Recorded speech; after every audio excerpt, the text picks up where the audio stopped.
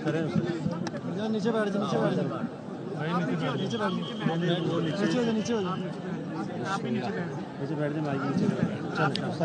بسم اللہ الرحمن الرحیم.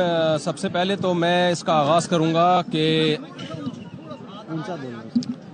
بسم اللہ الرحمن الرحیم. سب سے پہلے تو جو ہمارے استاذ حضرت مفتی عبدالرحیم صاحب نے پیغام دیا ہے میں اسی کو ریپیٹ کروں گا.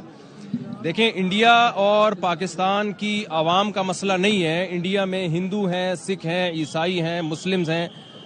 پاکستان میں بھی ہندو بھی ہیں، سکھ ہیں، میجورٹی مسلمانوں کی ہے، عیسائی بھی ہیں. یہ سب ایک جان ہے. ہم جب دوسرے ملکوں میں جاتے ہیں تو میں نے دیکھا ہے کہ ایک ہی پلیٹ میں بیٹھ کے کھا رہے ہوتے ہیں، پاکستانی بھی اور انڈین بھی.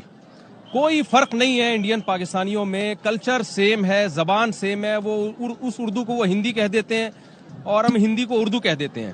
تو کوئی فرق نہیں ہے. نہ انڈیا سے ہماری دشمنی ہے، نہ انڈیا کی پاکستان سے دشمنی ہے. یہ ایک گورنمنٹ ہے مودی، جس نے دماغ خراب کیا ہوا ہے، جس کا اپنی کھوپڑی آؤٹ ہوئی ہوئی ہے اور ساری دنیا کو وہ بدامنی میں ڈال رہا ہے. تو انڈین کو بھی چاہیے، پاکستانیوں کو بھی چاہیے، ایک انسان کو قابو میں لائیں. آپ ایک کی کھوپڑی کو سیٹ کر دیں گے، پوری دنیا میں امن ہو جائے گا. اس کی کھوپڑی خراب ہو گئی ہے. پہلگام میں اس نے خود وہ کیا ہے جو کچھ کیا ہے. پہلگام میں جو کچھ ہوا ہے، بے گناہ لوگ مارے گئے ہیں. ہم اس کی بھرپور مذمت کرتے ہیں. اسلام تو میدان جنگ میں بوڑھوں اور بچوں کو قتل کرنے کی اجازت نہیں دیتا. وہ سیاحوں کو قتل کرنے کی کہاں سے اجازت دے گا؟ تو پاکستان کا اس پہلگام والے واقعے سے کوئی تعلق نہیں ہے اور اس واقعے کی ہم بھرپور مذمت کرتے ہیں.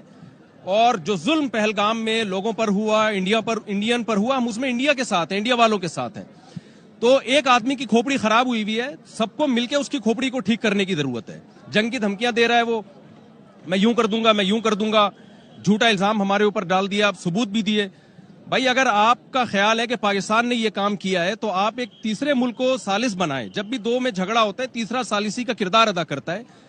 پاکستان ثبوت پیش کرنے کے لیے تیار ہے.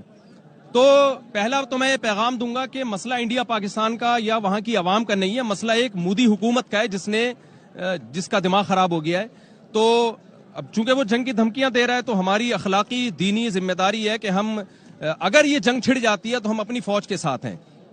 میں کراچی سے سفر کر کے آیا ہوں اور صرف بڑا مقصد ہمارا یہی تھا کہ جو ہے ہم جائیں واگا بارڈر پہ اور وہاں جا کے ہم دنیا کو یہ پیغام دیں کہ ہم سب الحمدللہ اس موقع پہ تمام سیاسی اختلافات بھلا کے اگر جنگ چھڑ جاتی ہے تو ہم فوج کے ساتھ ہیں. اور ہمارے نبی صلی اللہ علیہ وسلم کی یہ تعلیمات ہیں.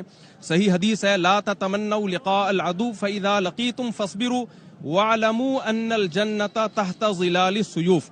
نبی صلی اللہ علیہ وسلم نے فرمایا دشمن سے لڑائی کی کبھی تمنا مت کرو، لیکن اگر جنگ چھڑ جاتی ہے تو یقین کر لو کہ اللہ نے جنت تلواروں کے سائے میں رکھی ہے. تو بھائی مسلمانوں کو تو جنت میں جانے کا میرا خیال ہے ویسے ہی بہت شوق ہے.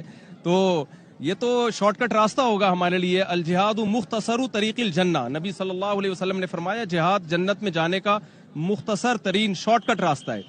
تو ہم جنگ کی تمنا نہیں رکھتے، لیکن اگر مودی کو شوق ہے لڑنے کا تو آزما لے. تو انشاءاللہ ہم پورا ملک ہمارا فوج کے ساتھ ہے اور منہ توڑ جواب دیں گے انشاءاللہ. جزاک اللہ.